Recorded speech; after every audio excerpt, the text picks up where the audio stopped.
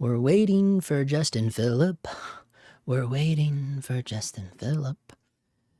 Let's see where. Here we go. Here we go. A new broadcast. A new live broadcast. Here we go. We're not quite in sync yet. Hello, hello. Can you hear me? Bad karma. Bad karma. We got Jared 25 Hundo in the house. We got Ranger Sevens. Nice. We're in there. We're in there. Well, guys, it would seem that the release of the A7 IV got a little people going crazy, hey? Is that what happened? I'm a little out of the loop, you know? I'm a little out of the loop when I start seeing things come down the line. I guess what the tilder here is that everybody was pissed off that the A7 V doesn't have. Oh, sorry, I was letting Gracie finish scratching the pole there. Yes, we all heard you. I heard you. The A7 V doesn't have open gate, right? Is that the tilder? Is that why everyone lost their mind here? Mindful grinds, sick. Ha! What are the odds of opening YouTube right when you happen to be popping on? Hell yeah! I like that. I like that avatar name, Mindful Grinds. Is that a skateboard reference?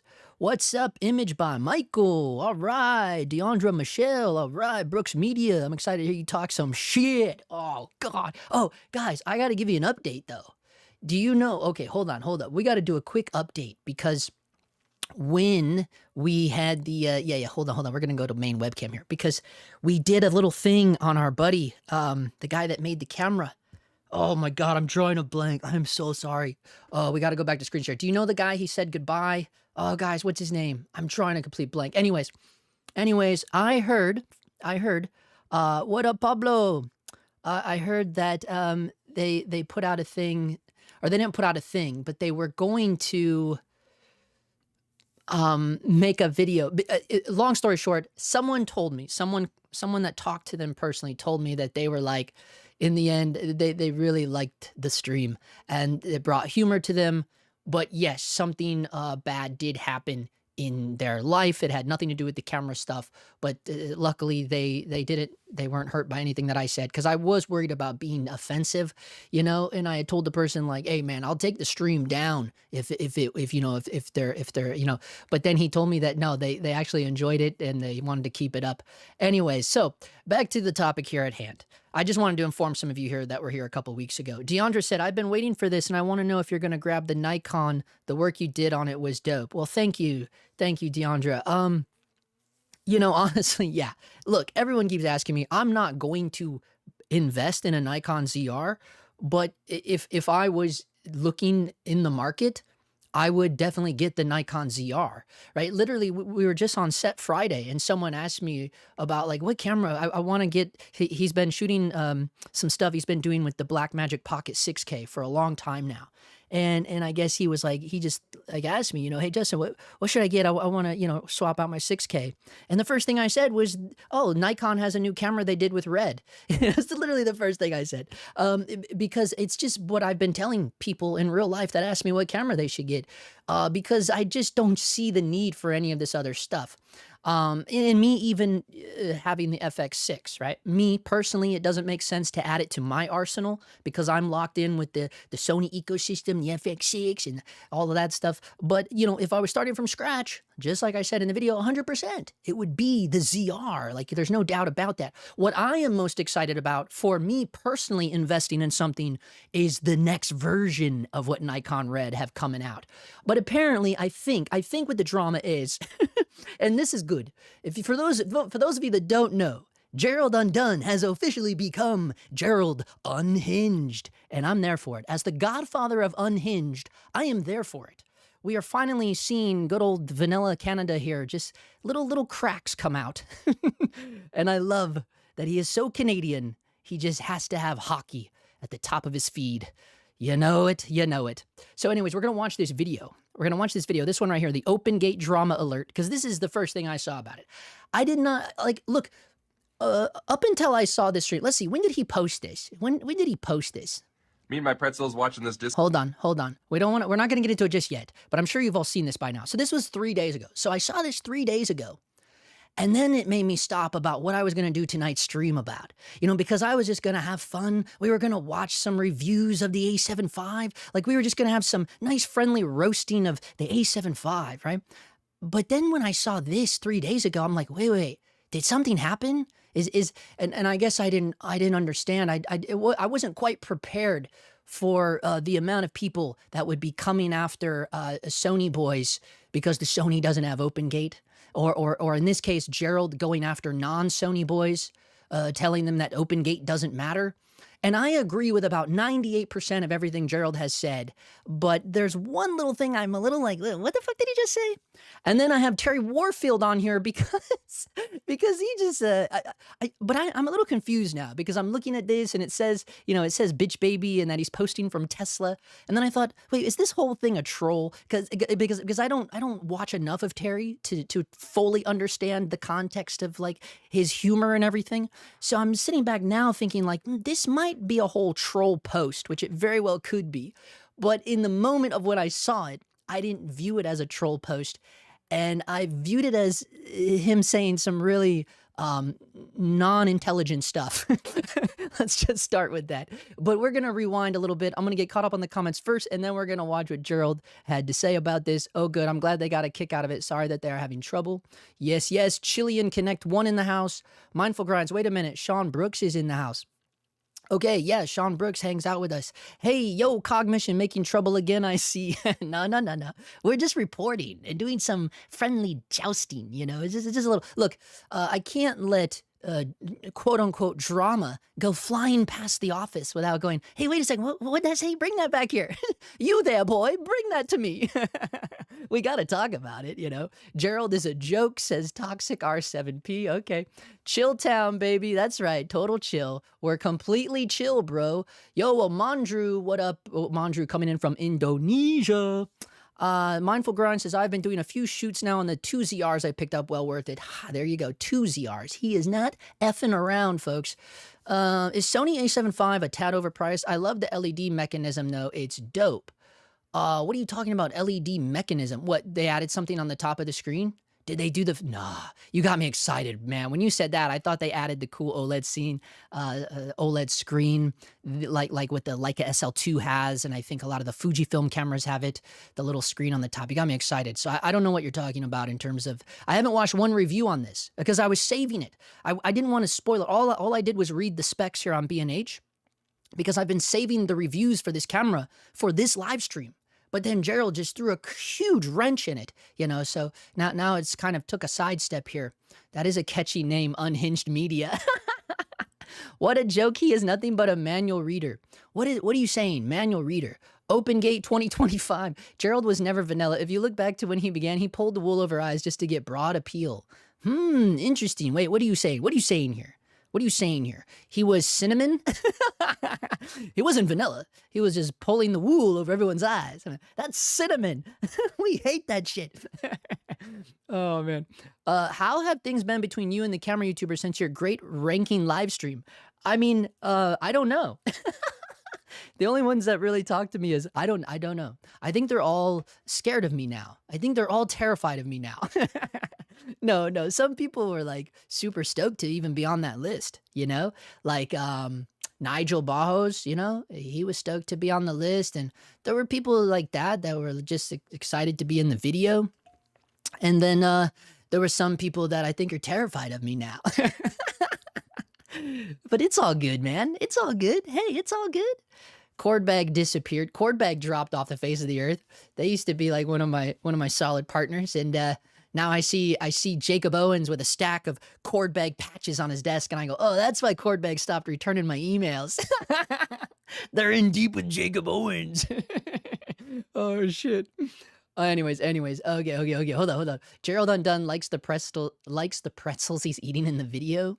YouTubers are not professional filmmakers. It's all about getting free stuff from... Yeah, I know. Terry says whatever just to get a laugh. It's not heavy. That's what I started to think, but I still want us to check it out. I feel Gerald thought he was being witty and funny, but the joke didn't land. He has a very sarcastic sense of humor.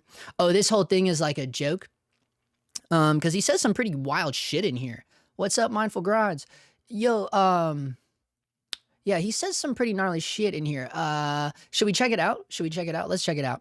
discourse on OpenGate unravel online Can you on guys hear Threads and that? Instagram and stuff. And it was so predictable it was going to happen because the exact people I was envisioning when I was like, these camera bros online are talking about OpenGate like it saved their marriage are now re-defending OpenGate now because they're upset that my take that said that OpenGate wasn't necessary, I guess, hurt their sensibilities. And that is predictable, but it's entertaining. The whole point of my video was that OpenGate isn't necessary. That's what I was saying. It's not necessary. I think that cameras are great, whether they have OpenGate or not. That doesn't mean that a camera that has OpenGate or whatever camera you're using, You guys can hear this, right? Carefully and stroking it, like the bad things that bad man said, don't listen to them. We're going to talk even more about OpenGate and about how we don't like the take that he made about OpenGate. When the whole point was lost. The point was that all the cameras are good and that Singa camera is useless because it doesn't have OpenGate is the wrong take. And then all they're doing now is saying, oh, but he's wrong. Look at how significant it is. And it's like, cool, you found a use case for it that you're happy with. I'm happy for you, but I haven't had OpenGate, and I'm fine.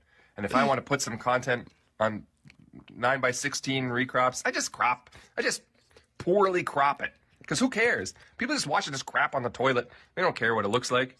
But hey, if you're an elite wedding filmmaker and your clients, and they want you to have some great 9:16, they can cut it or whatever, then you do what you got to do, man. You know, you get the right camera for the job. But I'm telling you, wherever that 9:16 content ends up, I don't care.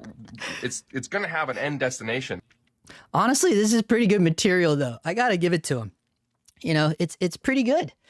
I like the line about the toilet. You'll notice here, Chris Ray, guys. If you don't know Chris Ray, he's the real deal. He shoots a lot of skateboard stuff, a lot of DC shoes commercials, Red Bull commercials.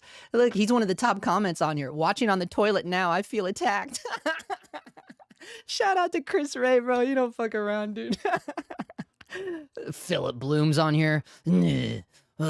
I hate that Phillip Bloom's stupid comment has more likes than fucking Chris Ray, dude. I'm so anti Phillip Bloom. And it's still going to look like crap, and people are going to be watching it on the toilet. No matter how you deliver it, good on you for delivering good stuff.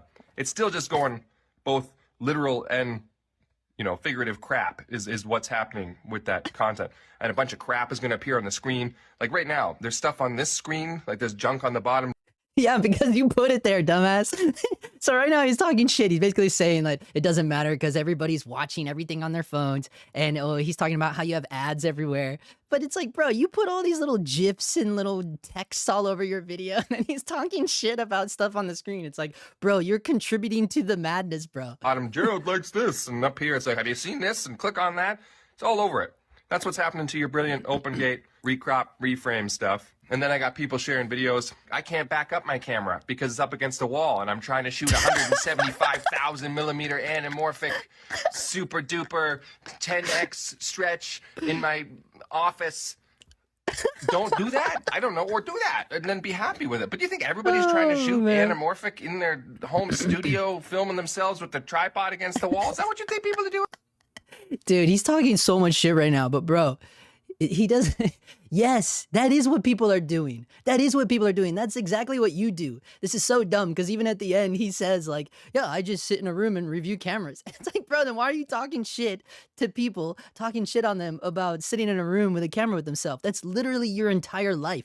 Like his whole income, his whole life, his house was bought by sitting in a room talking about cameras. So he doesn't have room to talk shit about anyone fucking, you know, sitting in a room with an anamorphic lens, you know? It's like, come on, bro. Doing.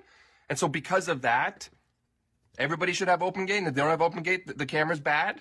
No, that take is bad. My take is that it's not necessary. It's cool. Use it if you want it, but it's not necessary. That's the only good take. I stand by it. Every other take is bad. But keep making your videos.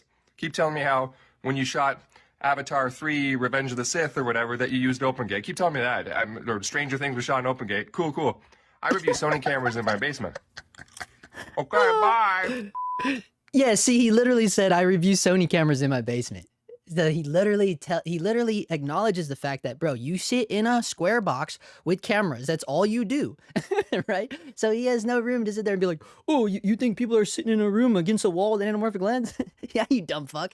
Because, or even if they're not reviewing it, most independent filmmakers don't have the budget to film in like a huge open space, right? So they're like filming in their best friend's fucking apartment in the middle of New York, you know, that they pay 10 grand a month for, you know, and they're like, yeah, they're gonna be crammed in there trying to film something, dude. I don't like, look, I understand the battle of like, does open gate matter? So I am for that, right? It's just when guys like this, when people like this want to join the brigade, it's always a little weird to me. It just feels a little off to me. It just feels a little off to me when it's like, I don't know, it doesn't feel right, you know, because it just seems like, is he the dude to be having this argument right now? The way he's having it, you know, I'm like, God, come on, man. You know, I don't know, maybe he is, but he doesn't, I mean, I don't know. I've had one very long phone conversation with Gerald, right? So here's the thing. I will say he's a very intelligent human being. He's a very smart guy. He's a very nice guy. He's a very friendly guy.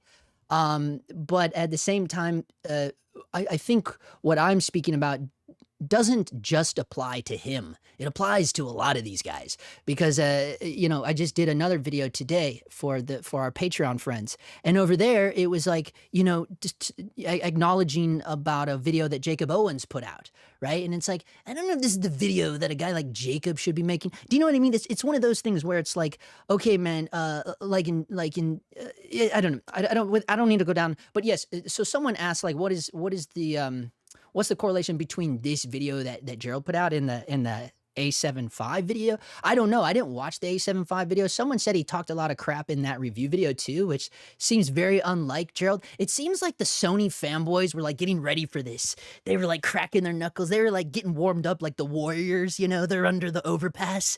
They're like stretching, they're putting on their leather jackets, they're getting their nunchucks ready, their chains, you know, they're putting on their brass knuckles. They're like, all right, everyone's gonna be talking shit about this camera not having open gate. We better get ready, you know, they're putting on their fucking cool shades, you know.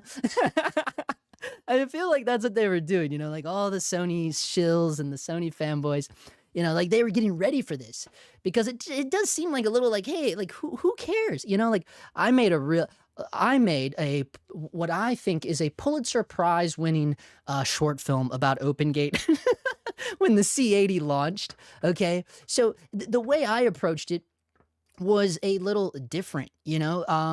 I approached it as I'm going to try to find it for you guys right now if you don't know what I'm talking about. You know, I approached it in a very philosophical manner, a very self-searching manner, the way that I approached the open gate conversation. And some people got it and some people didn't. It's right here. It says "Me Too" on the front.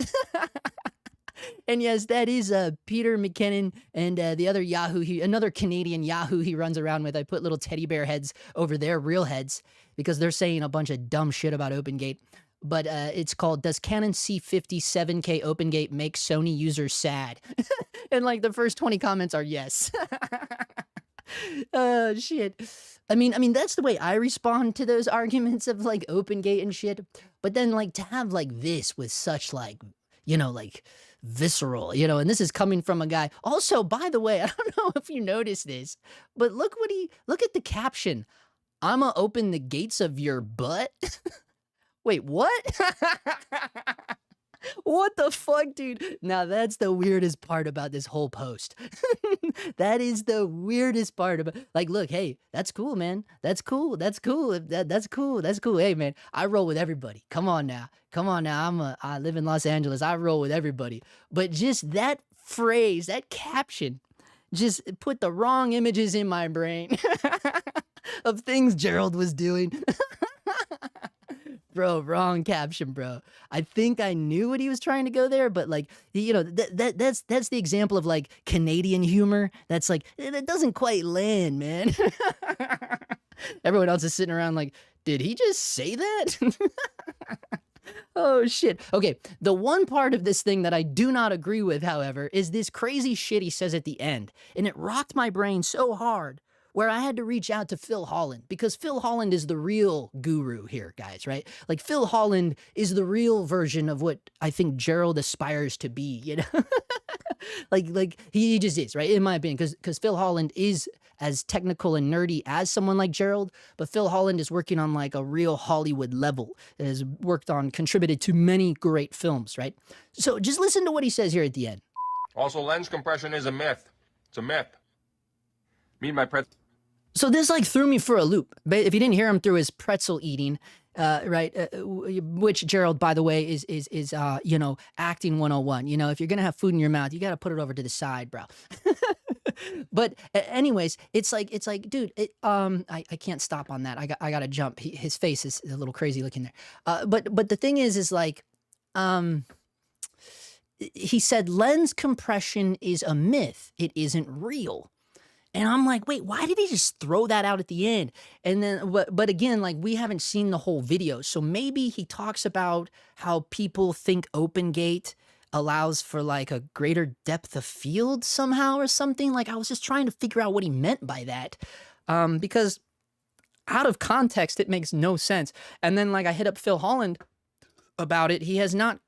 Oh, by the way, I got to open the number because if Phil Holland drops in here, he can call in live. So the phones are now open. Oh yeah, I was looking at the M4P. Ignore my tabs. Where is it? Oh, it was to show Facebook. Yeah, either way, he never messaged me back yet because even Phil was like, yeah, it's too hard to say what exactly he meant by that out of context, right? And I guess there is like, if you Google it, it's like, yeah, I guess there is this idea of,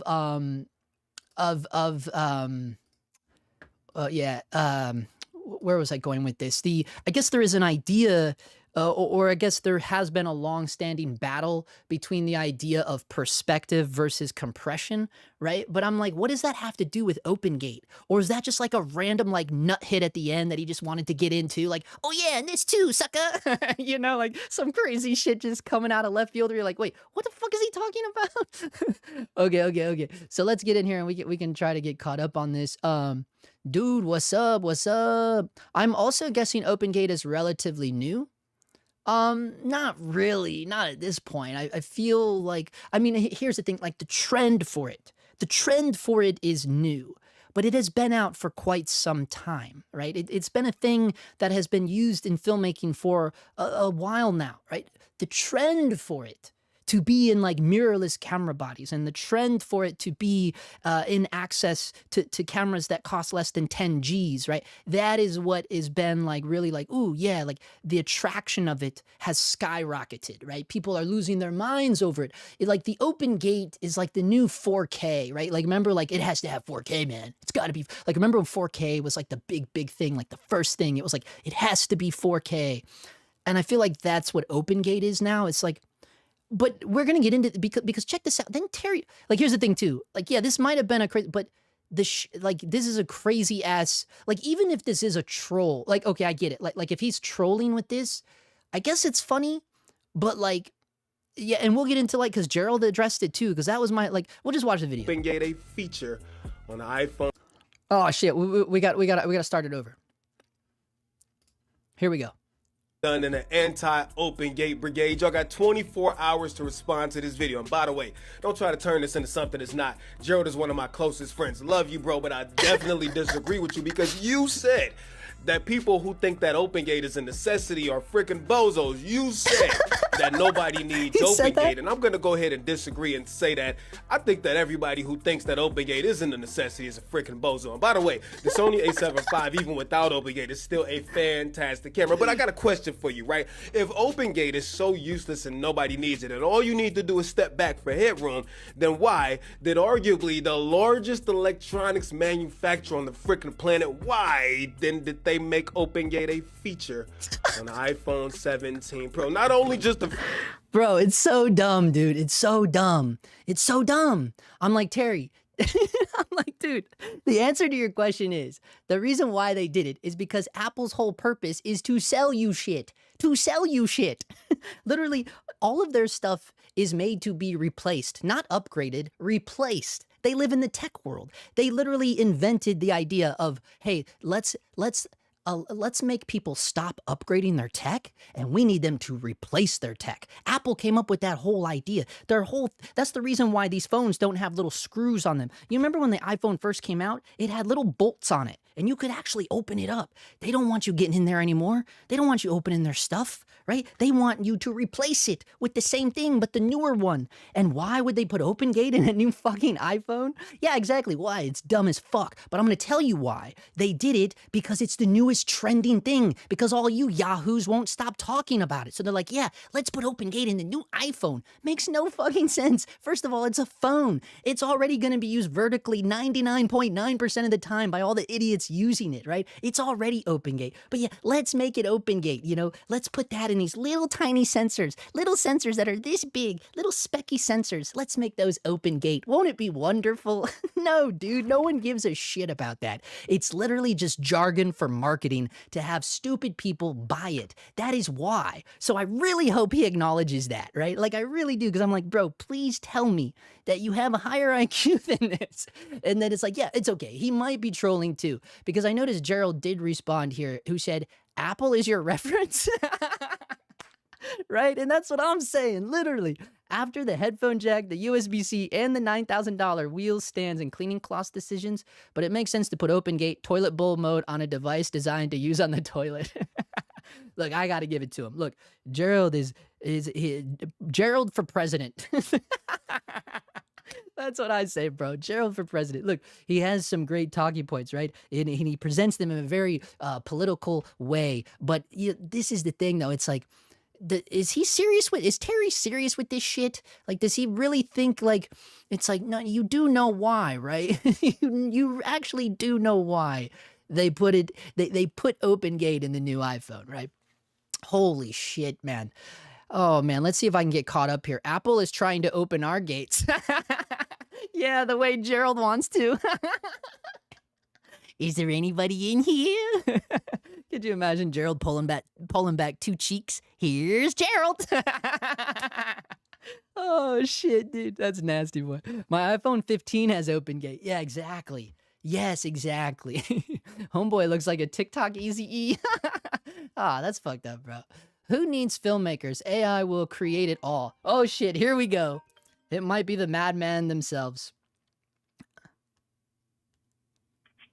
Here we go, here we go. To accept, press 1. To send a voicemail, press 2. You are live and in the house. Hey, this is a shut up with all this dildo. You gotta suck. What's that? What'd he say? Oh, we had our first hater caller ever of all time. Couldn't hear what you said, though, bro. It sounded like you were giggling under your little blanket at nighttime while you play with your little testicles. Hope you're having fun over there. We didn't hear anything you said. Apparently, you have never, ever done a, what's it called? A crank call? Someone didn't grow up with the Jerky Boys, folks, because that was the worst fucking crank call ever known to man. But thank you for trying anyways. Thank you for trying anyways. Oh, man. King Tuck, you're the real dude. Yes, yes, I am. Thank you for acknowledging that. What was that? Exactly, what was that? He was like, did you know you sucked? It was like, what? Was that like a South Park in person? I don't understand what just happened there. That was fucking pathetic, bro. Bro said this. Unbelievable, dude. Okay, let's get caught up here. Your boy is in, let's see. Lens compression is a non-issue. Yeah, here's the thing, though. It's like, what the hell is he talking about, right? Because the whole argument with lens compression, what I was trying to say earlier, ties in with perspective, right? So what they're saying is that it gets confused. So in other words, people say that, oh, if you shoot on a 75 mil lens, it's going to have more compression than a 28 mil lens, right? That's the whole argument. And then the problem is that people say, no, the compression isn't actually real, right? It's just perspective, right? Because what they're saying is you could take that 75 mil, and if you go back far enough, you could get the same exact frame, meaning that the building behind the person's head can be the same size in a 28 mil frame that it can be in a 75 mil frame. You just have to get that 75 mil lens further away. Right? So they're saying that the compression, that's why they say compression isn't real. It's more about perspective. But I think the real problem is people's like low IQs, like our last caller there, right? People with low IQs, and they don't understand the true definition of a word, right? So I think it gets caught up in the semantics of like because the truth is that a 75 mil, we all know, is going to appear compressed because of how the depth of field can grow with the tighter lens, not grow, but shrinken rather, right? Because now you're gonna have a way blobbier background, even if it's at an f4, than you would with a 24 mil at an f4. You understand? So I think that's what people think of when they think of compression, or at least I do anyways, because I think, well, yeah, it has the feeling of being compressed because the way the background is appearing, right? So in my brain, I'm not talking about this idea of like, oh, the house is the same size, you just got to get it further back. I mean, I understand that, right?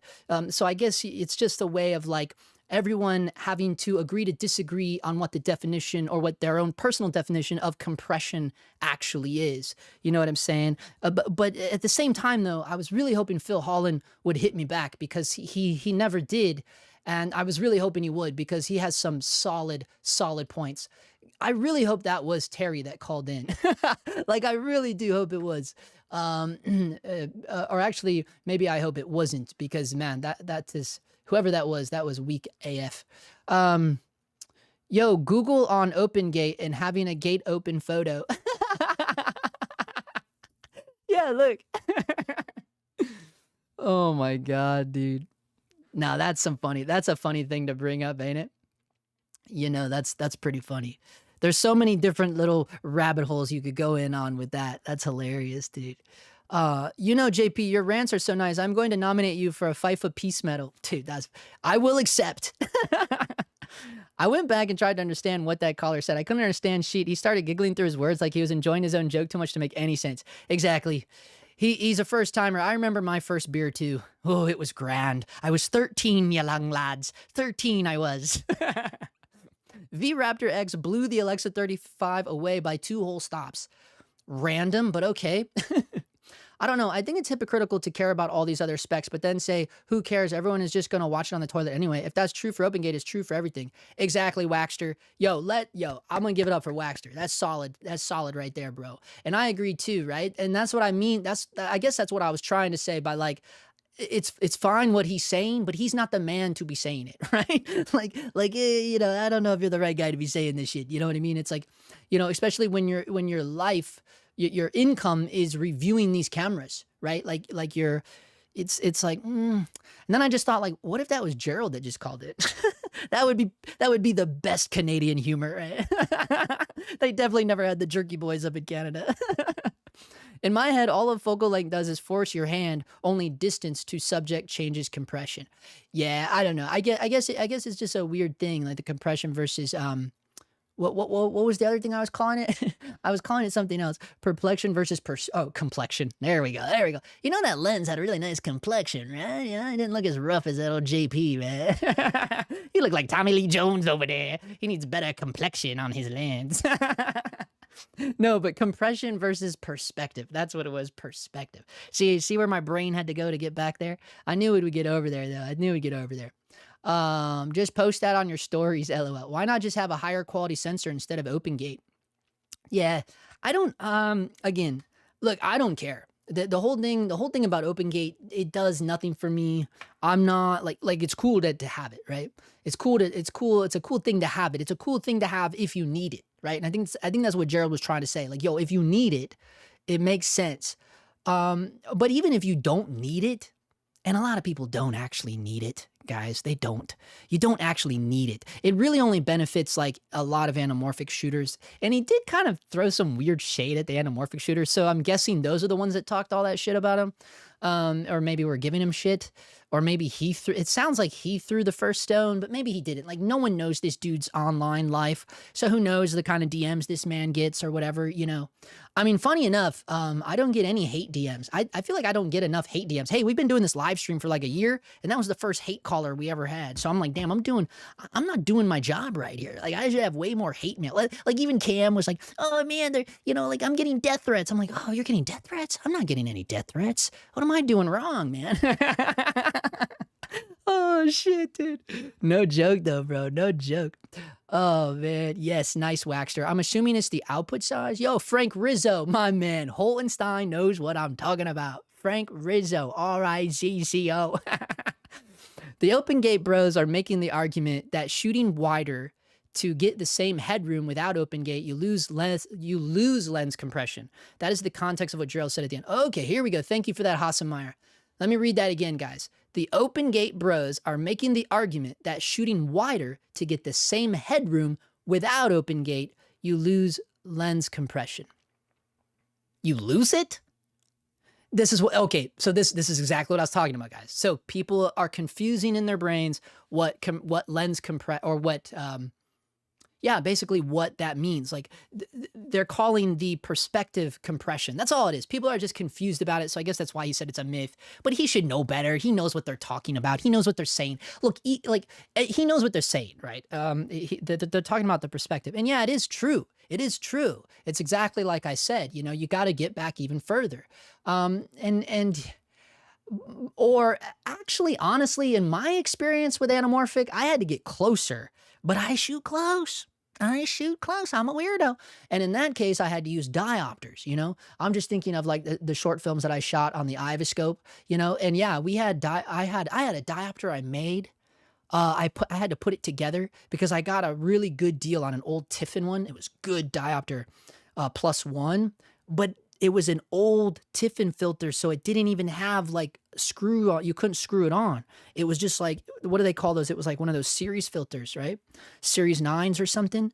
But it wasn't series 9 because I think it doesn't matter. Anyways, I had to figure out how to pop the Tiffin glass out of the frame of that. I may have done a video on this even. I had to pop it out of the frame and put it in like another, basically in a frame. Like I bought, that's what I did. I bought a cheapo UV filter on Amazon, got that. I popped the glass out of the cheapo filter and then I glued the Tiffin one in there, but I had to take the Tiffin one out of its little steel wire frame first. It was gnarly, dude. But that was because diopters are so expensive. Diopters are super expensive. So that was like the only good one I had, and it was a +1. But then I also had bought, you can buy like a gang of them off Amazon. They come in like a little, it looks like a little folder that flips down. And there's like 6 of them that fit in it. You can buy those off Amazon and for like $20, but they're just so cheapo. They're Vivitars. I think most people just get the Vivitars. So that's why I stepped on that. But yeah, this like, yeah, I didn't have to go back. I had to go forward.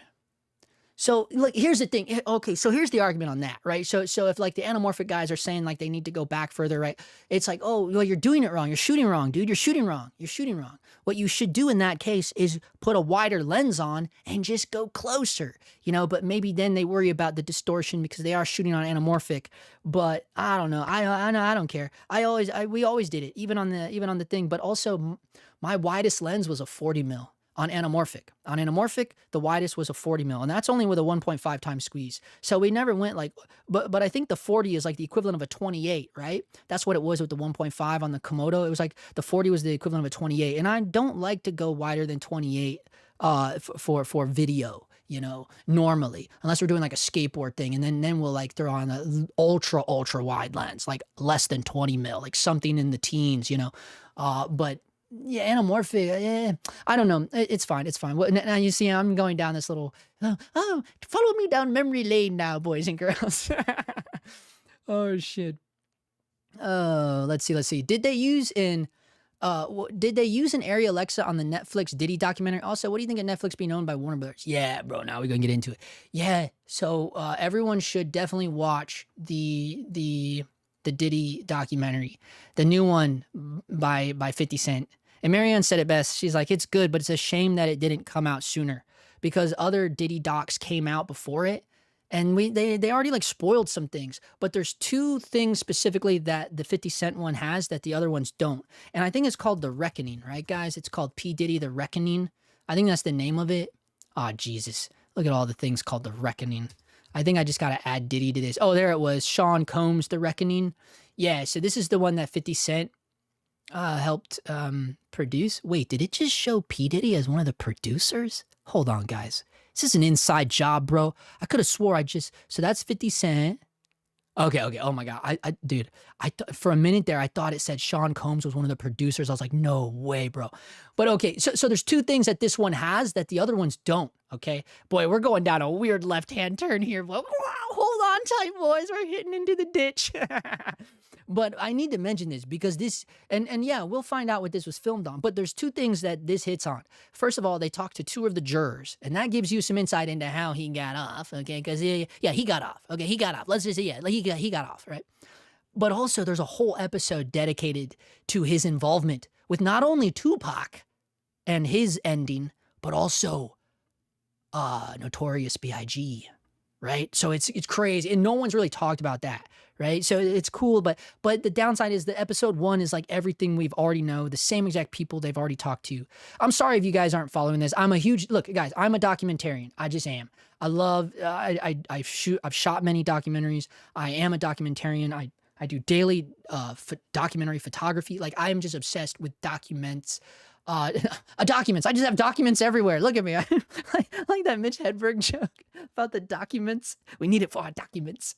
But no, it's true. Like, I love documentaries. I love watching them. I especially love watching them because they always give me ideas for talking head, lighting, interview setups and things. You can, especially nowadays, because it's so, there's like speaking of trends, one of the biggest trends for documentaries nowadays is showing the behind the scenes. You got to show the behind the scenes, right? But I like that they do that because it's like, oh yeah, look what they did there, and I always I make Marianne rewind it so I can screenshot it. I'll be like, oh yeah, I got to save this. I keep a little backlog of it. But, he was asking if this was filmed on the Area Alexa 3. It's funny you mentioned that because there was, I don't know, but it was color graded by Company 3, but they all are, right? They all are. But someone was talking about a crazy shot in here of a train thing. Wait, we know what they shot it on. We got to go to this group. I got to go to this group that I'm a member of. It's a very elitist group, okay? So don't tell people about it, okay? It's a very inside thing here, okay? So, this is top secret, okay? All right, guys, so don't fuck around in here, Oh, shit, dude. So anyways, they were talking about it in here. I just have to find it. And I was having a little combo with someone about it because, boy, I don't know if we're going to find it. There's too many documents. We came full circle, bro. Now that's how you tell jokes, motherfuckers. Okay, hold on. It's in here somewhere, dude. I know they were talking about it. God damn it, dude. I think we're going way back. Wait, oh, did it get? You know what's wrong with the Facebook though? Oh, look, it's only showing featured content.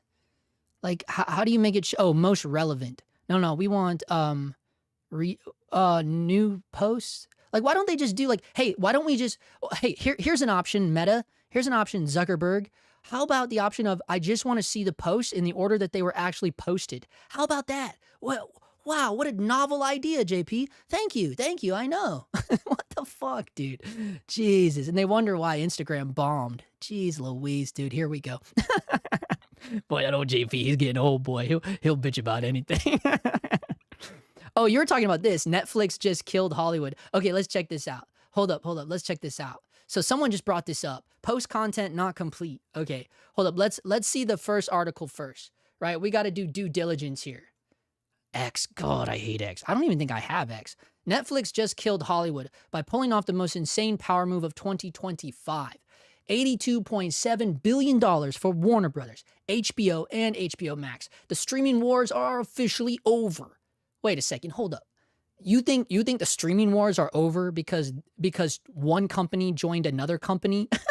Like, you can't say HBO and HBO Max are separate, you stupid fuck. It's the same thing, right? Especially in the world of streaming. There is no HBO and streaming. It's all HBO Max, right? So what the fuck is this guy even talking about? The streaming wars are officially over. Do you know how many streamers there are, you numbnuts? But nobody understands what actually just happened. For years, Ted Sarandos said, we're builders, not buyers. We don't need a library. Then 3 weeks ago, he pulled a complete 180, and the bidding war was brutal. Paramount thought they had it locked. David Ellison's dad is Larry Ellison, Oracle founder, one of the richest men alive. Paramount made 3 bids in September, all rejected. Too low, but Ellison kept pushing. He wanted the entire company, including CNN, Discovery Channel, all the cable networks nobody else wanted. His pitch was simple. We have White House relationships. See what I did there? Regulatory approval will be easy. For weeks, everyone thought Paramount would win. Then Netflix entered the chat. $27.75 per share, mix of cash and stock. $82.7 billion total. Paramount countered with $30 per share. Holy shit. All cash backed by 3 Middle Eastern sovereign wealth funds. Oh shit, man. Higher bid, more cash. Should have won. But Netflix included something nobody saw coming, a $5.8 billion breakup fee. If Netflix walks away from this deal, they pay Warner Brothers $5.8 billion. Nobody puts up breakup fees that big, ever. It's Netflix saying, we're so confident we can fight regulators and win, we'll bet $5.8 billion on it. Paramount lost their minds, of course. Thursday morning, Paramount's lawyers sent a 4,000-word letter to Warner Brothers CEO David Zaslav. The letter accused Warner Brothers of rigging the process, said Zaslav had personal interests in post-transaction roles. Translation, Zaslav wants a job at Netflix after the deal closes, so he's giving them preferential treatment. They're literally calling it corruption, but Netflix just sat on that $5.8 billion breakup fee and waited. In the end, Warner Brothers picked Netflix. And here's the thing, this isn't about streaming. Jesus Christ, is this motherfucker writing a goddamn novel on X? I thought they had a character limit, dude. Holy shit, dude. Oh my God. He says it's not about streaming, it's about owning the IP before AI makes production costs zero. Warner Brothers owns Batman, Superman, Wonder Woman, the entire DC universe. You can just say that. Harry Potter, full franchise rights, Game of Thrones, The Sopranos, The Wire, Friends, The Big Bang Theory. When AI video generation hits in 2 to 3 years, Netflix bets on whoever owns the IP wins. Good grief. When the AI video generation hits in 2 to 3 years, yeah, the Netflix AI library, that's going to be a separate fee. I might put money on it that Netflix might have their own separate app, like AI Netflix, Netflix AI, Net AI or something, right? And you can go on there, and the whole idea about it is that you can literally put yourself in any movie, you know, like tonight I'm going to be Han Solo, you know, like you can do whatever you want. Can you imagine the crazy shit people are going to be doing? There's going to be like some really crazy shit going on. Like people are going to be doing lewd, like perverted shit and like, you know, putting themselves in movies and stuff. You know, I mean, think about it. It's going to be gnarly. It's going to be weird, man. They hope to generate infinite Batman movies and Harry Potter spinoffs using AI at near zero marginal cost. Bro, who's going to consume all this shit? So this is the thing I was talking about. I'm like, wait a second. You know, like you saw those shitty ass Coca-Cola commercials, right? You know they're made by AI, right? The Coca-Cola commercials. We looked at the ones they put out last year. They put out another AI generated Coca-Cola, one of the most biggest companies. And, you know, it's like they're embracing this whole idea of AI. But my point is like they can't even get a cartoon right. Like the cartoon looks like ass, bro. It's like, you can't even get a cartoon right. And now they're already thinking like, yeah, you know, in 2 to 3 years when Netflix has got the AI video generators going, it's like, really? Really? You can't even get cartoons ready yet. And you think that 2 to 3 years we're going to have like me as Tom Hanks or some shit? Like, what's going on, bro? Like, no, like my whole thing is like, it's not even like, look, I understand the fear of it, right? Like I'm more scared of it. I'm not excited about any of this AI video generation bullshit. My whole thing is like, but it sucks, yo. And I think like, I guess maybe people are like, yeah, but one day it's not going to suck. But I'm like, yeah, but what if people keep saying it sucks? And here's the problem though, because people will always want their slop. That's why all the AI, like the Sora, what's it called? Sora, I don't even know what it's called, but it's trending like crazy all over TikTok and everywhere else, right? And that's because there is a huge amount of our world population like that have very low IQs, like that caller that just called in, right? Like really unintelligent human beings, right? And they want the slop, right? They're the ones that are, yeah, they're fighting for the slop, right? And that is kind of the downside of it. And because there is a much larger audience of like low IQ human beings, that's why we will always have slop, right? That's why the AI stuff will be, because here's the thing. If everyone just woke up tomorrow and was like, you know what? AI sucks, bro. It fucking sucks, right? And if everyone was just like, no, we're not gonna fuck with it. Like, we're not going to talk about it on fucking Joe Rogan because his stupid ass is always talking about goddamn fucking AI musicians and shit. It's like, dude, what the fuck are you doing, dude? You're Joe Rogan, right? It's platforms like that make the AI shit thrive, right? But if everyone just stopped talking about it, right? If it just went fucking crickets, it would be like, yo, the AI shit is gone, dude. It's in the middle of the night, just like that. Like, what do you think happens to one-hit wonders, right? they don't have the capacity to make any more like really jangly music, or they just don't want to like do what the producers want them to do. So they go away. Like shit that doesn't get talked about goes away, right? Like that's the whole point. Like why did all the James Franco cancellation stuff just get like swept under the, like everyone forgot about it. It's only now that it's all coming back to surface, but he was running for years. It's like nobody, because he just went away. He didn't say anything about it. He's a motherfucker vanished. He's like Kaiser Sose in this bitch, right? Like he disappeared. You know what I'm saying? So if that happened with people's thoughts around AI, it would just stop. It would halt, right? But the problem is that'll never happen, you know, sadly. But and that's just a, you know, because now we're getting back into the Fight Club mentality, right? Because it's the world that we live in, right? Everything, and it's back to like talking about Terry Warfield. It doesn't understand like why the fuck they put OpenGate in the newest iPhone, right? It's all marketing, right? It's all marketing. Everybody wants to sell you shit, right? And the more shit they can sell you, they get you good. You know, we got you now. You know, look at me. I'm looking at old ass cameras from 1983. You know, like I'm way far behind on that train, but even I get hooked on the stuff. But and I think like this is all fresh on my brain because of what I've been battling. You know, I've been having, like, I don't know what it is. I think Stuart called it the midlife crisis, right? My midlife crisis is like on a philosophical level, man. I think I've been on it for like a year now, right? Because I'm like, wow, what is happening, dude? What is going on? And you get like your third eye, you wipe it off and you go, what's going on out here? And you're like, wow, man, it's like shit is gone awry.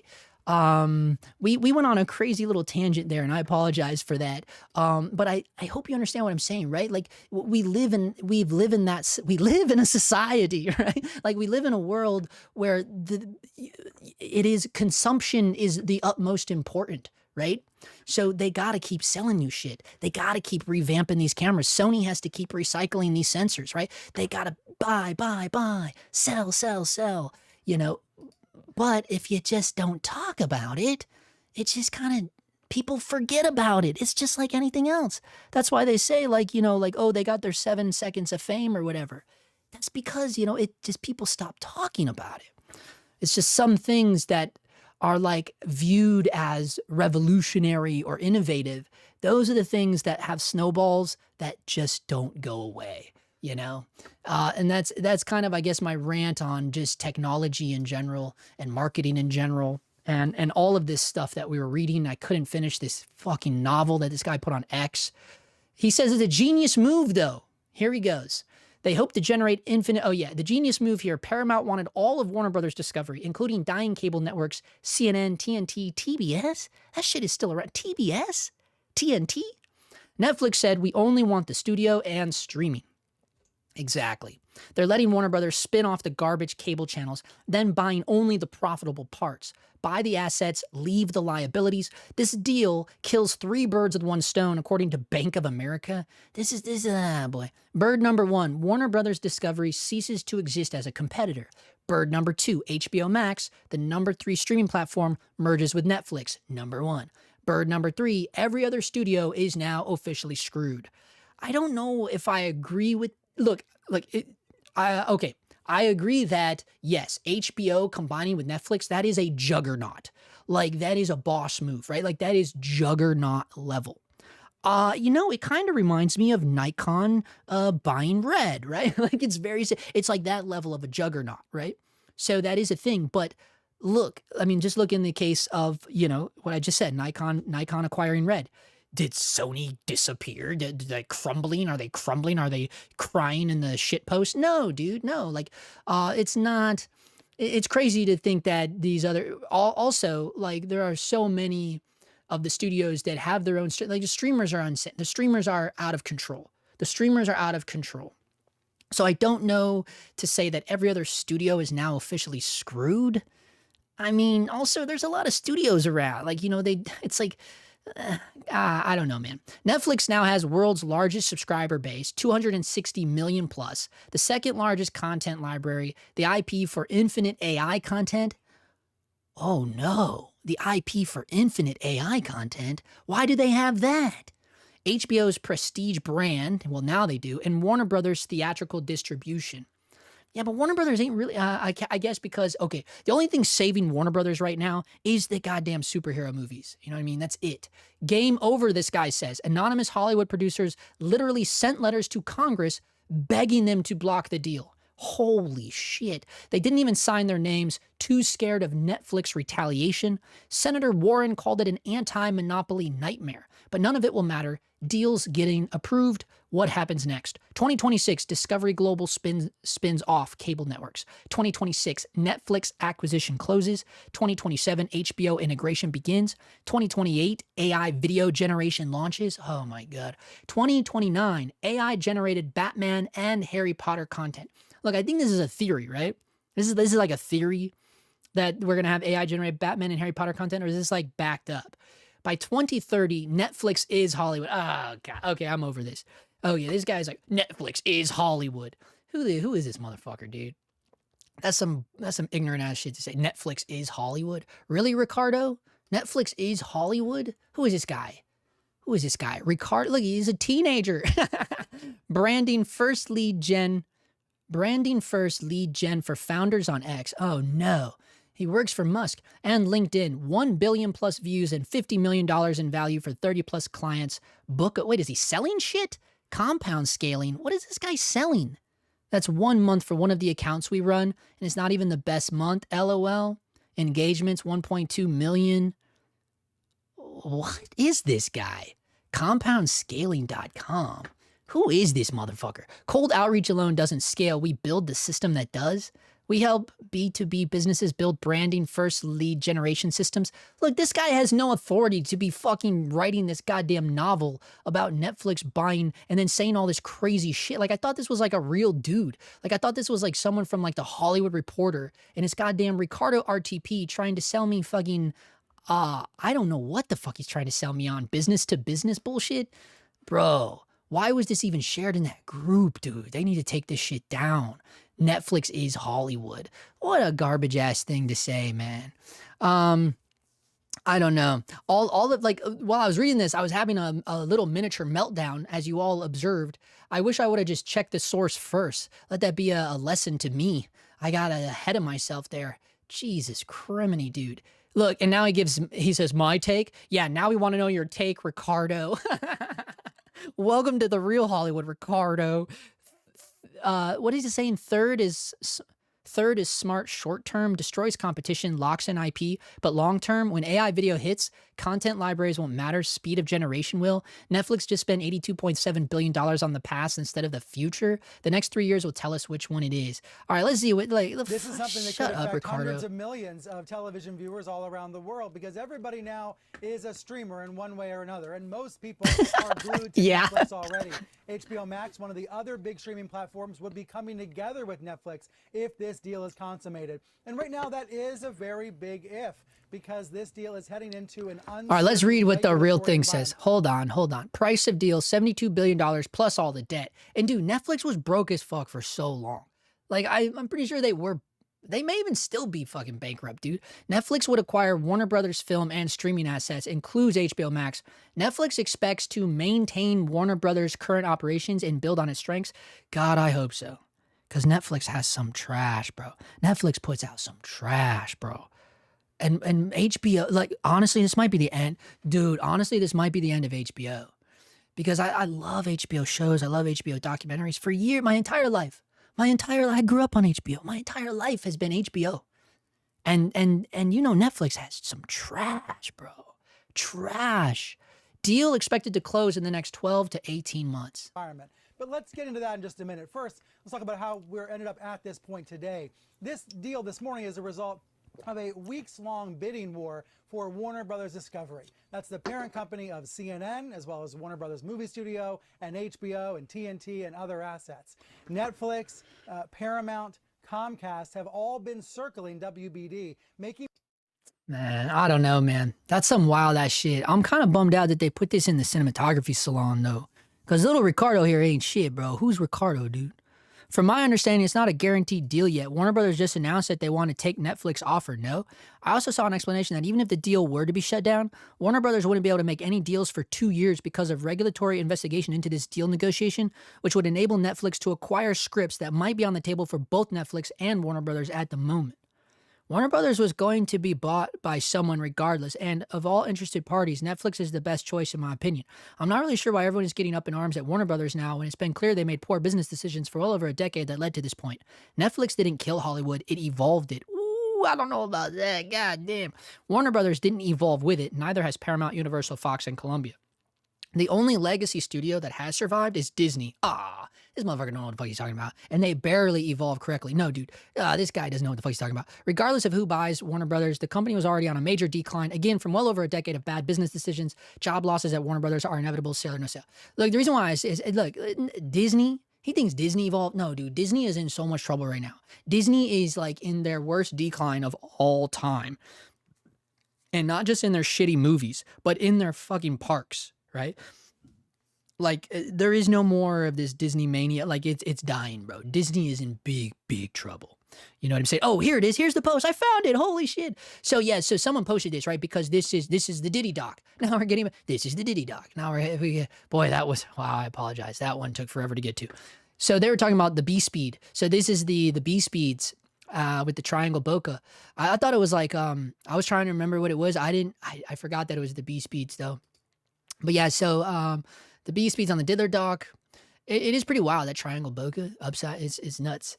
But I started talking about this guy because this dude said, oh, let me pull this over so you guys can see this. There it is. He said, did you see the B-roll shot following the side of a subway train over one of the bridges? I was wondering how they managed that. And like, I was just like, oh, they probably just got it from the opposite train, right? Because in my brain, I'm like, well, you can easily get that if you're just on the opposite train, you know, when you pass it. But then he said they were moving in the same direction. He said it was synced up going the same direction. I have no clue how it was done. It was like a drone shot, but too tight of a lens. And I said, dang, I must have missed that. Do you remember which episode by chance? He said, I think episode 4. I might go and scrub through. So then he pulled it from me. He pulled it from me. He pulled it for me and said, I guess from a car window. So this is the shot he was talking about. Is it going to let me play this little tiny thing? Or I might have to blow it up. Yeah, so this is what he was saying. Like, but yeah, they're definitely moving in opposite directions. But he was saying, yeah, they were probably in the car. And yeah, you can tell they're on a bridge, bro. Yeah, that's exactly what they're doing. They're on the bridge. So now that I'm looking at this, because the other traffic goes past too. I wonder why he was so stoked on this shot, though. That's what I was trying to figure out. I'm like, he's super stoked on that shot, dude. And then I was like, maybe he shot it. maybe he like shot that one thing for the doc. He's like, there's my shot, bro. So then he's like, yo, did you see that shot? And everyone's like, wait, what? Oh man, that's funny. Yeah. Yeah. So we know that they used the Airy B-Speeds, the Zeiss B-Speeds, but I don't know about what camera it was shot on. Because they're not really sharing that info, really, are they? I can see if like ASC has anything on it yet, but I think it's like too new, but maybe not. Let me open up ASC real quick and see if they have anything on it. Let me get this back on here so I can see. That's why Netflix bought HBO. They need better content. Let's hope so, dude. Bob Iger's the worst. There are some other considerations that make the merger leverage with unions, telecoms, and ISPs and international regulation. They will dominate the streaming market and advertiser pool. It's not as catastrophic as some are saying, but it's sad because Netflix sucks, to be honest. Yeah, 100%. They prefer quantity over quality. Netflix also hates cinema and media, which preserves film and prevents censorship. Hope Netflix will get better documentaries now. I mean, they have a few good ones, but they're just done differently. The Netflix documentaries, like they tapped into something special and unique when they did Making a Murderer or whatever. But then like, I feel like they just tried to latch onto that and they just wanted to keep reproducing that. And it's like, nah, man, like, and then they went like a totally reality show route with like the Tiger King thing. And look, Tiger King was entertaining. We all needed that during a very horrible time in our lives, right? Because of what was going on in the world. But at the same time, it's just like, it wasn't like, it was like trash TV, you know what I mean? Like it was trash television. But if like, imagine like if HBO or someone like with like HBO connections was to put together something like Tiger King, you know, which they did. And that's, I think, didn't they, or no, maybe Netflix also did like the other, like, you know, cause a bunch of little docs came out of Tiger King, like with all the same characters. All right, I got ASC opened up in here. Let me see if I can find anything about this is all the new stuff they got on here. Robert Yeoman to be honored with American Society of Cinematographers Lifetime Achievement Award. Yo, that's this is Wes Anderson's DP, I believe, isn't it, guys? Yeah, I think that's Wes Anderson's DP. Robert Yeoman to be honored with American Society of Cinematographers Lifetime Achievement Award. Dang. And Kodak will also be celebrated at Society's 40th Annual Outstanding Achievement Awards ceremony. Wow. He's going to get the prestigious Lifetime Achievement Award in recognition of his enduring impact and visionary contributions. Yeah, I'm pretty sure he's yeah, Life Aquatic with Steve Zissou. Yeah, he's been working with Wes Anderson the whole time, I'm pretty sure. I think he's been his main dude from the beginning. Yeah. And there's M. David Mullen. He's going to be out there. Okay, anyways, I got sidetracked. Let me see here. I was going to look and see what they had for, if they had anything about the Diddy documentary. Yo, look at this. The Best of Shotcraft, 8 indispensable cinematography lessons. Oh, I bet you this is good. 8 selections from it's a book from Jay Holben's award-winning how-to column. Yeah, it's really good. Oh yeah, I remember when he put this out, I was really wanting to figure out what, because if you just knew what they were, you wouldn't need to buy the book, right? You would just have them in the archive already, you know? But that's why, you know, of course, you know, he wants, you know, you got to buy his book, you know, but I bet you it is good. It's like his top selects. I bet you it's good. Oh yeah, Analyzing a Script. Yeah, that was a good one. Light Quality 101. Yeah, I remember all of these. Follow the Sun. I don't know if I remember that one. Cinematographers working in independent film must learn to make the most of limitations, limited funds, limited time, limited gear. Yeah, who you telling, buddy? In order to realize the director's vision. Fortunately, the world is teeming with free natural light, but do you really know how to harness it and shape it to your needs? After reading this article, you will. He is good though. His stuff is good. Eyelights. Yeah, that's a good one. That's a gnarly eyelight, bro. Holy shit, dude. The Entrance Pupil of the Lens. The Talking Head shooting interviews. Dude, this looks like this looks like my shoot, bro. This looks like the one I did for KNF. I swear to God, this looks just like our garage shot, dude. Dude, I did I shot this. You know what I mean? This is like everyone's Talking Head. This is what they all look like. I'm not joking you though. When I worked for KNF, the Pistons, they're like a piston. Oh, they're like a filter company. That's what it is. It's filters for like speed racer cars. And I didn't shoot them though. I was the gaffer on them though. But we did. We lit them so down like this. It was funny too because all of the garages were super super dark, but we're filming them in real garages with like real people, like the people in the KNF commercials and the documentary. They're like actual like car racers and mechanics and stuff. And one of the guys walks up to me and he goes, "Dude, this is such bullshit. No car garage is this dark. You can't see what the fuck you're doing in here." I was like, "Yeah, bro. We're making Dune." Oh shit, man. The Ins and Outs of Second Unit. Wow, he's on Apocalypse Now, bro. Look at this mofo. Yeah, dude, that's probably a good book right there. All right, I got sidetracked again. Okay, let's find what were we looking for? Oh yeah, The Reckoning. What was it called again? Sean Combs' The Reckoning. Let's see. Oh man, I just fucked myself. Let's just put in Sean Combs just to see if anything pops up. Dude, I can't get that weird voice of that guy that tried to prank call me, man. That voice was so disturbing, bro. That was so weird, dude. What the fuck was that? I hope it was a child. I hope it was like a 12-year-old because that's what it seemed to be. Yo, the sound looks uncontrolled in that set. Reverb heaven, lol. Although I did enjoy Train Dreams on Netflix. Train Dreams? Train Dream? What is that? The softcore porn? What's Train Dreams, bro? What are you talking about? I don't know what this is. What is this? Train Dreams. This is new. Based on Dennis Johnson's beloved novella, Train Dreams is the moving portrait of Robert Grenier, a logger and railroad worker who leads a life of unexpected depth and beauty in the rapidly changing America of the early. What is this, bro? I didn't ever hear of this. Who is in this? Yo, no way. Joel Edgerton. I bet you that is good. Felicity Jones. Okay. All right. I had no clue about this one. All right. Ooh, this looks nice, bro. Yeah, I love Joel Edgerton. He, you know, oh yeah, dude, Felicity Jones. Wow, okay, good looking out. I don't. William H. Macy, what's Bill doing in there? No, dude. Wow. I don't know, Carrie Condon. Okay. Yeah, we'll check it out. It looks good, huh? Holy shit. Let's see. Wow. Yeah, this looks good, bro. This looks nice. That looks like that's shot on a Sumalux or a Noctilux. That looks like the Noctilux, honestly. Who shot this? Eldafo Veloso, known for Train Dreams, Jockey, and Rodantes. So yeah, it looks like Train Dreams is kind of putting them on the map with this, eh? Interesting. Black Bear Pictures, eh? Who the heck? Black Bear Pictures. That sounds familiar. Black Bear. Oh, interesting. Interesting, interesting, interesting. What else did they do? She Rides Shotgun? Okay, okay. Yeah, I seen some stuff about that shelter movie. Okay, I'll check this out. Yeah, good point out. I didn't know anything about this Train Dreams movie. Let's see. They got nominated for some stuff already. I was just gonna see. Let's see. Area Alexa 35, the Kawa Cine Promenade, the Zeiss Super Speeds, and the Ingenue Optimo Ultra lenses. Wow. The Kawa Cines. Yeah, dude. Weird. Zeiss Super Speeds. Weird. I thought that was gonna be. It looks a lot like the Noctilux, don't it? Wow. Open gate. Open gate. Look how tall it is. It's open gate, bro. Or those might be like medium format, like stills shots. Look at that gnarly BTS shot. There's my shot. That's the equivalent of my photography. It's not that saturated though. Holy shit, dude. Oh man. Okay, we'll check this out. Yeah. Okay. I forgot where I was. Let's see. Clubhouse conversations. I know this much is true. No. What is that? 2020? Nah, they don't have anything new on that one.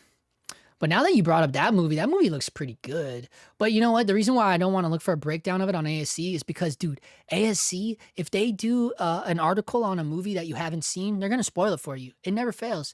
That's why I'm like, dude, I stopped reading ASC articles and now I just search for things that I can remember because I'm like, they do for like a year straight. I would get all the ASCs and I'd be like, oh yeah, I'm going to read this article, how they did this. And they spoil the movie. I don't know why they do that shit. I'm like, bro, they spoil every movie. So I had to stop reading the articles. And now I, yeah, it's a bummer. Do you have any tips on what to do when you buy a new camera, like a checklist you go through to make things work? Damn. You mean like a used camera? That's a really good idea for a video, bro. I like that. Streaming has censored film and changed scenes. They also can remove a film at any time they want. Physical media is necessary to preserve its true form. Oh yeah. Train Dreams is in 3x2.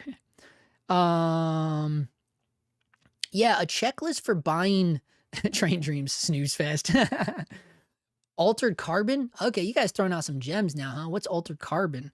I don't know if I know what that is. Hold on, I'm going to do your checklist though, bro. I'm going to help you out right now. Whoever asked that. If they're still here, chill and connect.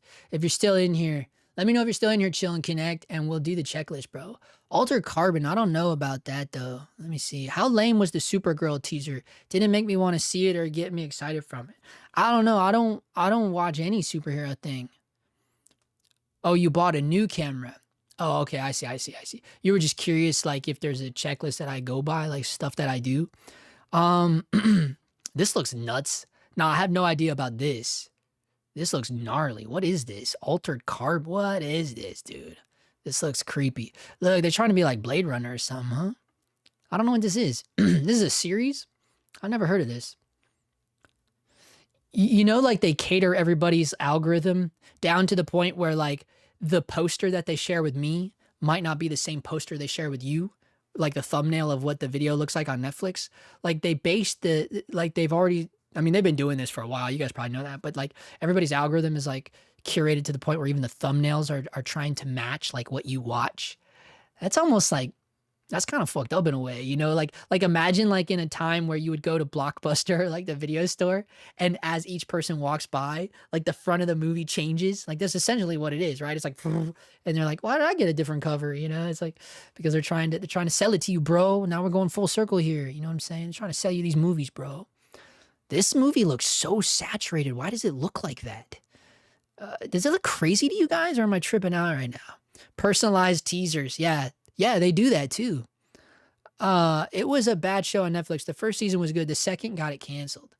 It looks gnarly. That screen grab looks like I took it off my television. Like it looks weird. Yeah, I don't know anything about this show at all. But generally, I mean, for a checklist, when I buy a used camera, you know, I'm always going to check the ports. I like to check all the ports. you know, ideally what you would want to do, honestly, these shots look good. Ideally what you would want to do is like take your own SD card, take your computer and just pop a couple shots, photos in RAW and JPEG, and then put it on video mode, because I'm assuming you're buying a hybrid camera, but whatever. If you're buying a real camera, like a movie camera, just fucking turn that bitch on and roll some film and put it in a bunch of different codecs. You know, all you need is like little 10, 30, well, ideally you'd want like a little 30-second clip, but but that's how it goes, you know, like if you're buying a camera, I mean, I'm sorry, but you know, it's the equivalent of buying a car. You know, you got to test run that bitch first. You know what I'm saying? And I had some people try to like get me in trouble because I sold them a Pocket 4K once. And then they tried to come back and say that like the screen was damaged or something. I'm like, bro, you know, like here's the thing. Like I'm not rushing anybody to buy the shit that I'm selling them. You know what I'm saying? Like you can do whatever you want with it. You can take your time with it. I go out of my way to make videos and send it to people, right? And I even did mention like it had like a weird, and the Pocket 4Ks had this issue. The side of the screen would get like a little white. Or like, that's what it looked like. It just looked like the screen was like, just looked weird. It wasn't damaged. You could still see the full image because clearly like they turned the camera on and it looked normal to them because like sometimes it does. And sometimes if you're in a darker area, like if you're lighting something like this goddamn shot, right? Like you're going to see it. It's going to be in a dimly lit area. And like one side of the screen, like even the first OG Pocket had that issue too. Like it starts to get this little white thing on the side of the screen. But it wasn't like spreading. It was even there on it when I bought it. Like I never saw it as a problem because it literally did not get in the way of anything. I still saw the whole entire image perfectly, right? The only time you really noticed it, honestly, you really only noticed it when the camera was off. Like when it's turned off, then you could see a little bit of, either way, it's like people try to be like, and it's like, bro, dude, like when you go to buy a camera, it's not the same as like showing up and you're like, oh dude, you know, let me buy this, I don't know, this air blower. Hey man, let me buy this air blower. You know, you're not going to sit there and be like, the pressure's a little off. You know what I mean? It's like, dude, you know, like, but if you're buying a camera, yeah, dude, like no one should be faulting you for like, yo, I need to sit down with this bitch. However, when I bought my FX6, but I trusted the person probably a little too much, but knock on wood, I haven't had any issues with my FX6. But it was also like, it was brand new. Like it had 0 hours on it. So I wasn't sweating it that bad, you know? So I didn't like do like a true drive test because it had 0 hours, you know? But that is one of the things that's always like itched in the back of my brain where I'm like, bro, I should have probably took it. But like, again, I don't know why. I haven't had 0 issues with the camera, but it is one of those things that kind of bugs me in the deep of my brain. You know what I mean? Because normally when I buy a camera, I check everything. Everything. And that's why I love, like, without sounding like an ad, I do nowadays, I say nowadays, but I mean, honestly, for the past year or so, the stuff that I've been like, if I buy tech now, I buy it off of MPB, quite honestly, because, you know, they go through their gear.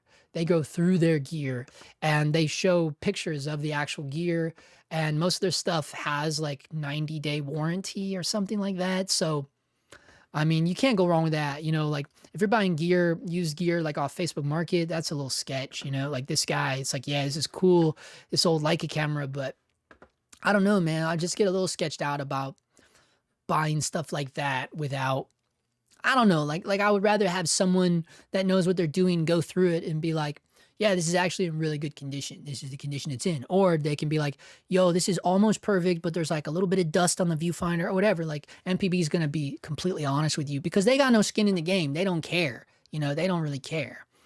Oh, I know. For the money I paid, I'm pulling it back in the box when I'm not using it. You're putting it back in the box. Wait, so what did you buy? Hold on. Did I miss that? It got canceled due to the money only. Oh, talk about the show. First season crush. Oh, you guys. So you trust MPB? Good to know. I do. I have never had any issues with MPB. I bought a lot of cameras from them. Honestly, I bought a lot of crap from MPB. I think I've even got a couple lenses from MPB. To be quite honest with you, yeah. I don't know. I have never had a bad experience with them. You know, knock on the wood. But we need a diagnostic program for buying used cameras. Yeah, that's not a bad idea, is it? Yeah, like a little like I should, and then in the video I'll have like a PDF where you can download, and it's like a little checklist that you can like print out. Nobody's printing out shit anymore, bro. What are we, teachers? Nikon ZR, not because of the hype around it. Oh, you bought the Nikon ZR. Yeah, I don't blame you. Look, even if it was because of the hype is real. You know what I mean? I mean, it's real, dude. It's just like the guy I told Friday on set, bro. I told the guy on Friday, I said, yeah, man, it's red. Like, you're gonna have a form of red raw. You are not gonna get, you're not gonna have that dynamic range. You're not gonna have that. And then on top of that, to just like stick the dagger even deeper in the other companies, you have autofocus. You have the Nikon autofocus, you know, like, and that is so bizarro to me. Like, dude, you have autofocus on a red camera? Dude, come on, bro. Like, you would never even dream of that, you know? And as I told him too, I go, bro, you ain't getting autofocus on your Blackmagic camera. You already know that. You already know that, you know? So it is a wild camera. The hype is very real. I wouldn't fault anyone for buying the ZR. Certainly not in front. Like, look, so this is the thing too. I'm a Sony guy. I didn't watch Gerald's video on this just to round this out and wrap this up. But here's the thing. I am jealous of that screen though, boy. And I think that's what he said earlier when he meant LCD screen, not LED. But yeah, the LCD, it does the famous flip or tip. I love that. I love a good tilt screen. I love that. Even for video mode, I so much tilt like this, boy. Oh, I love it. I love the tilt screen. I hate it when you have to take the screen out to flip it to make it tilt. Oh, I hate that so much. Oh, dagger. Dagger in my heart. Dagger in my heart. But now that they figured out how to combine that, I love that, dude. I love that. I wish the A7C II had that. That's a cool little screen. But honestly, like, that's the stuff I think about when I look at these cameras. Because look at this bullshit, dude. 33 megapixel, partially stacked XMOR RS sensor. Bion's XR2 processor, built-in AI unit. See, you're not going to get away from it. AI subject recognition, auto framing. That's the kind of AI I use. I do use the AI autofocus. 759 point PDAF with real-time tracking. Dude, so many people were hating on me in the Nikon video for talking shit about the reason why the Sony autofocus is better is because they have the highest amount of phase detect points. People died on hills over that shit, dude. I'm like, bro, like, listen. And they're like, it doesn't matter. It doesn't matter how many phase detect points it has. It's like, bro, you don't think that matters? What do you think the AI is like latching onto? Like, how do you think it's working? Like, how do you think autofocus is working if the amount of autofocus points doesn't matter? Like, that makes zero fucking sense. You know what I'm saying? I'm like, of course it matters. Of course it matters. The more points, the more little holes in the board that AI can poke its little pegs into, of course that matters, bro. Come on. You're not even making sense anymore, dude. 7.5 stop, 5-axis image stabilization, 4K 60p, 10-bit video, S-Log 3S setting tone. It's got all this shit, man. Look, I'm jealous of the EVF. A 3.68 million dot EVF with 120 frame per second refresh. Wowzers. That's an EVF, boys and girls. And yeah, the screen is rad. But, you know, I mean, it's just another Sony camera. Look, it's like, dude, will they please learn how to make a camera that inspires somebody? It's like, nah, they're not really in the art of that. You know, they're not really, you know, we got like football games to shoot. We got weddings to shoot. You know, we got real stuff to do, JP. You know, we don't want to make something that's like fun to hold and like, you know, gets you inspired just to go pick it up and create something, you know. No, we're not in the business of that. You know, we just, you know, we got to go shoot this family of 5 over here in the autumn with the leaves on the ground. You know, we've got to make these Christmas cards, you know, we got to make this wallpaper for your grandma. You know, it's like, dude, really, bro? Because their shit is just so uninspiring, dude. It's the same fucking thing over and over and over. That's that's my complaint about it. It's like, can we have cameras that look cool again? That's like an old man thing to say, right? That's such an old man thing to say. Like, look at this camera. Yeah, I guess we can end it on that. But and the funny thing is, the internet wants to complain that it's not open gate. It's like, really? That's what we're gonna talk shit on? I had a million things geared up to talk shit about this camera. A million things before the whole like Gerald Undone, Terry Warfield thing. A million things, right? Because this is such an uninspiring tool, you know? But yeah, then we could get into the argument like, Justin, it's a tool. Tools aren't inspiring. Come on, bro. Look at the camera behind my head, bro. Come on, you know, I'm not gonna go for that argument. You know what I mean? Like, I gotta have shit that's inspiring, you know? I'm like, you know what I said? I'm like the, you know, when old dudes retire, most guys pick up golf. I didn't do that, dude. I picked up a camera, You know what I mean? And I'm like, you know, so it's like I don't really care about making money with this fucking thing. You know what I mean? Like, who cares? You know, who cares? You know, we just want to use it. I just want to use it. I want to just do weird shit with it. I just want to, you know, do weird. That's all I've ever wanted to do with video cameras. Let's just make weird shit, you know? But I guess, you know, at some point what happens is, you know, you start making a little bit of money with it, and then you're like, yeah, okay, I get it. And then what happens is you fall down the fucking snowball, and you're like, oh, dude, I need it to be this and this and this and this. But what happened to me is as I was falling down the snow hill, right? My snowball's getting bigger, boom, boom, boom, boom, boom, and I'm falling down the hill. Whoa, shit! And I'm hitting trees, dude. I'm getting racked with stuff. Boom, boom. You know, we're hitting everything coming down the hill. And at some point, my little tiny scrawny ass, it never fails. I flew out of the snowball, bro. Poof! Oh shit! There he goes, and I'm flying, dude. Oh shit! Boom! And I landed in a tree like Where's Waldo, and I'm way off to the side, like yards away. They're like, dude, we lost him. And I'm stuck up in the tree, bro. I've been up in the tree ever since. Like, that's what it feels like to me. Because I'm just like, I don't understand anything anymore. Like, you know what I mean? Like, when it comes to, like, what people want, you know, what they are desiring, what they want to do, like, what they want to, like, I don't know. I just feel like something happened. Like, something happened to where there's a certain amount of soul that got cut out of everything. And I'm just like so bummed out about it.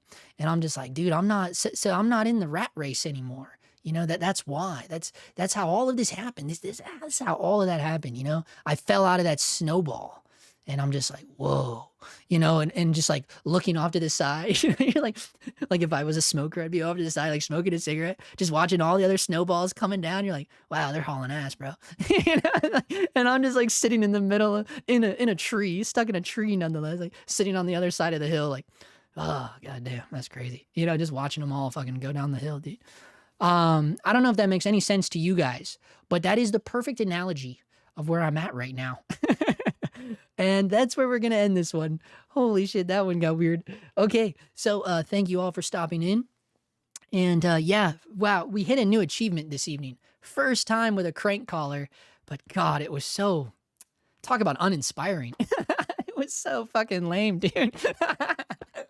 Oh man, I was hoping we could have like a real roast war off, you know, but that'll never happen. Alas, that'll never happen. There's too many bitches, too many bitches.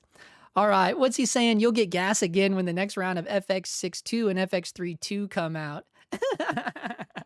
Can the adults please smoke? Holy shit. All right, man. I love you guys, man. Everyone be good. We're getting close to the holidays. You know, be cool out there, man. Be cool. Don't do anything crazy, you know. All right, guys. We will see you in the next one.